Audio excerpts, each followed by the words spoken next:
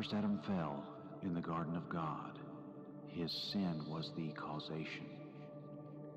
The last Adam wept in the garden of man, so we could have salvation. Many believe that's the end of the road, that there's no more to this summation. But the third Adam is here to now do a work and to bring the world damnation.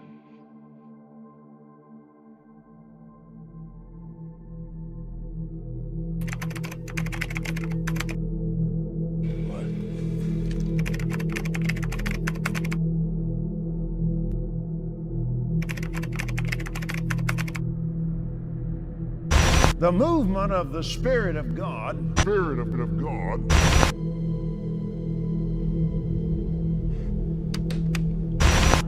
The greatest thing you've ever seen in your life.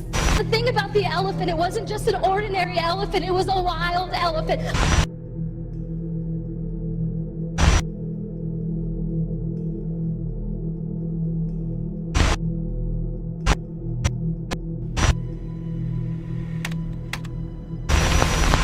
They have a Kundalini awakening, that they go into shaking, jerking, and convulsing. Another thing that happens when a person has a Kundalini awakening is that they have psychic or prophetic visions, and they see all these things. Another thing that happens when they have a Kundalini awakening is that they start repeating mantras. Another thing that happens is they have a profound transformation of consciousness or spirituality. Another thing that happens is that they have long emotional upheavals. That's pretty common with a Kundalini awakening. They also have a trance-like state that they get into, and a loss of consciousness. And that is all the things, the 9 things that capture a Kundalini awakening. Now, I want you to understand this about Satan, is that Satan is a great counterfeiter.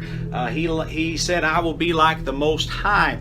And I want to read this to you. 2 Corinthians chapter 11, verse number 13 says this, for such are false apostles, deceitful workers, transforming themselves into the apostles of Christ, and no marvel, for Satan himself is transformed into an angel of light. So basically what you have here is that Satan is always trying to make false look like it's true.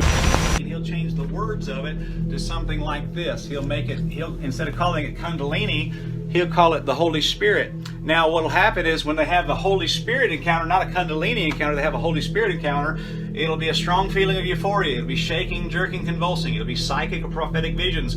It'll be use of repeating mantras. It'll be profound transformation of consciousness or spirituality. There'll be long emotional upheavals. There'll be trance-like state or a loss of consciousness. What if I were to put it this way, okay? Instead of calling it Kundalini, I'll call it the Holy Spirit of God. And all these things happen with it. What I basically have done is I have perfectly described to you the charismatic movement in the United States of America.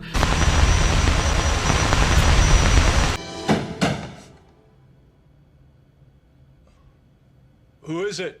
Did you put LSD in my coffee again? Yeah.